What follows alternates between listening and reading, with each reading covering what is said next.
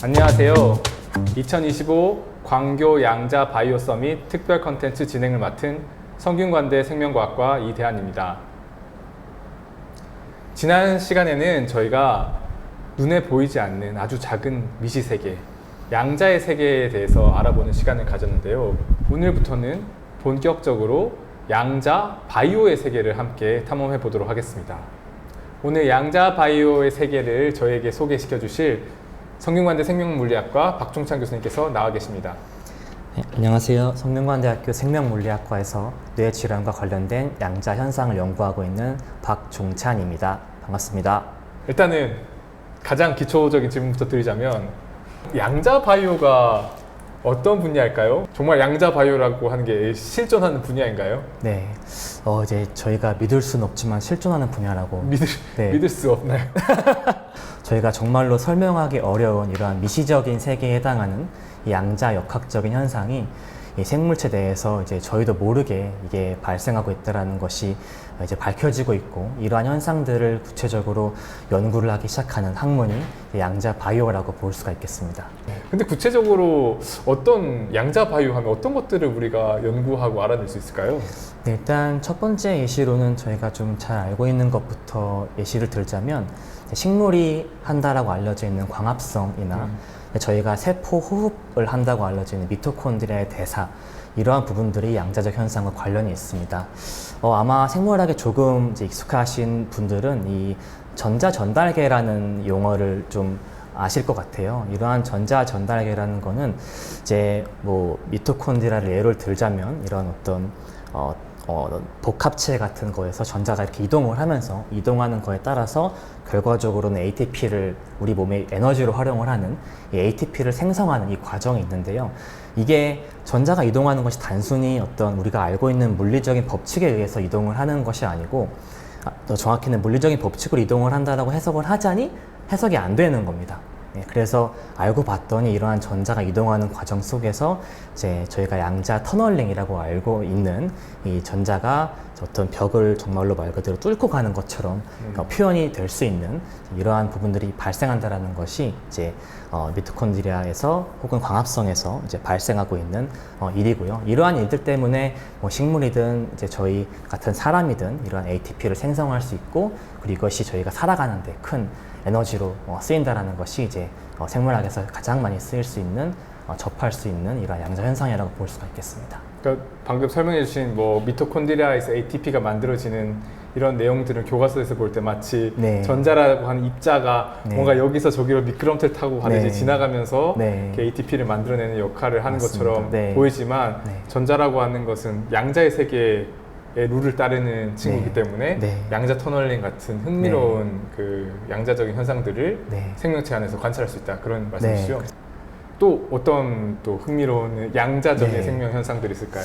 또 이게 대표적인 현상은 이제 뭐 제가 연구하는 분야는 아니지만 철새의 이동이라는 부분도 있습니다. 이게 처음에 그 유로피안 로빈이라고 해서 이 철새 중에 하나의 새로부터 이제 연구가 된 부분인데, 이게 생각을 해보면 저희가 철새가 어떤 이동해야 될 때가 되면은 알아서 이렇게 이동을 하는 것처럼 보이고, 수천 킬로를 이동을 하게 되는데, 이 길을 어떻게 알 수 있을까요? 되게 어렵지 않으세요? GPS나 나침반도 안 쓸 텐데. 그렇죠. 그러니까 무언가 철새는 이거를 어떤 길을 보고 이동을 한다라는 거가 분명히 있는데, 이러한 부분들이 이제 밝혀지게 된 계기가, 이게 철새가 이동하는 것을 잘 보니까 이게 양자 중첩 현상이라고 하죠. 이 양자 중첩 현상과 연관되어 있다는 걸 밝혀낸 겁니다. 그래서 이게 양자 중첩은 이제 그 앞서 이제 김인기 교수님께서 이제 설명을 해주셨겠지만, 이 이제 어떻게 보면 퀀텀 이제 슈퍼포지션이라고 하죠. 그래서 이 슈퍼포지션이라는 거는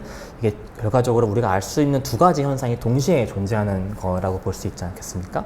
근데 이제 그러한 양자 중첩의 현상이 사실은 자기장의 미세한 변화를 감지하는데 이제 쓰일 수가 있습니다. 또한 자기장의 미세한 변화가 양자 중첩 현상에 영향을 줄 수가 있고요. 그래서 이 철새가 가지고 있는 어떠한 메커니즘에 의해서 이 양자 중첩 현상을 활용을 해서 이 자기장의 미세한 지구 자기장의 미세한 변화를 감지하면서 어떻게 보면은 양자 내비게이션처럼 이렇게 이동하는 이제 그러한 시스템으로 철새가 이동한다라고 알려져 있습니다.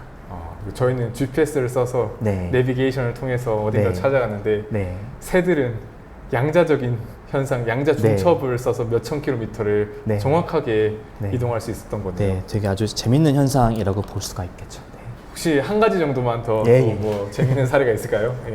네.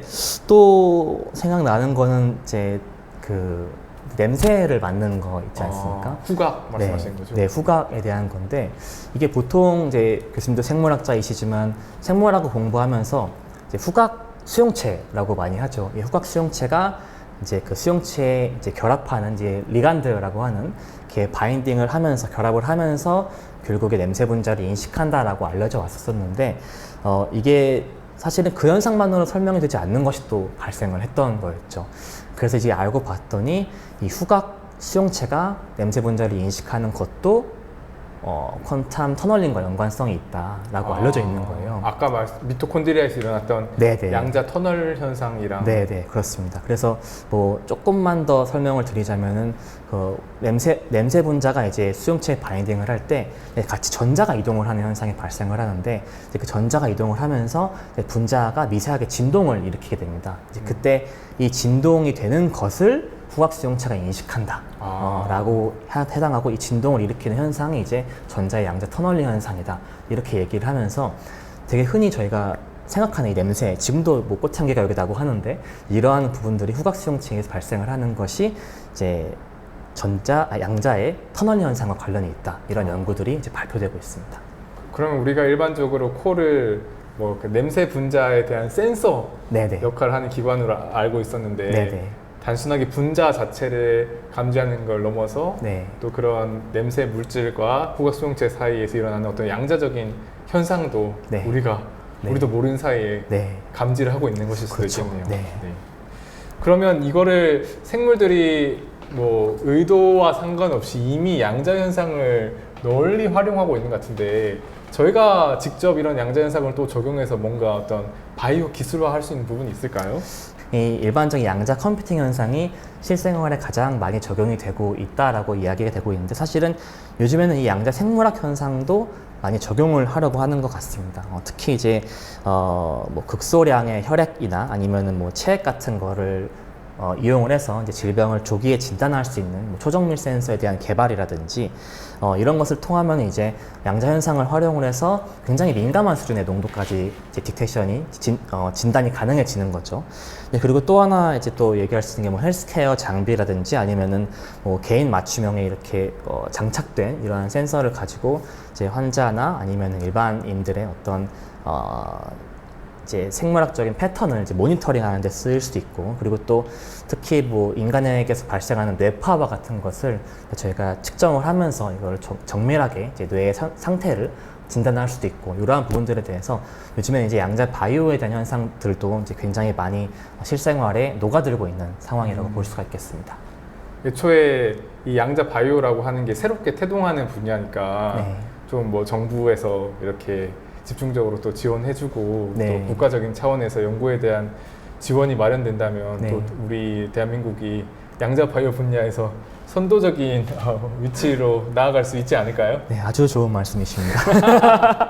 그래서 이제 저희가 아직까지는 많이 생소해서 네. 이제 지금 이제 양자가 굉장히 또 중요한 연구 분야로 떠오르고 있지만 사실은 양자 바이오는 아직까지는 연구자도 많지는 않고 그리고 또 많이 뛰어들어야 할 분야인데 또 많은 주목을 받지 못하는 것도 사실인 것 같습니다. 이제 이러한 부분들이 저희가 국가적인 이제 국격을 높이는 차원에서는 조금 선도적으로 이렇게 연구를 이제 연구자들에게 전폭적으로 지원을 해주고 또 이러한 부분들이 잘 이루어져야지만 이제 또 국격과 또 저희 연구 능력도 같이 올라갈 수 있을 것이라고 생각합니다.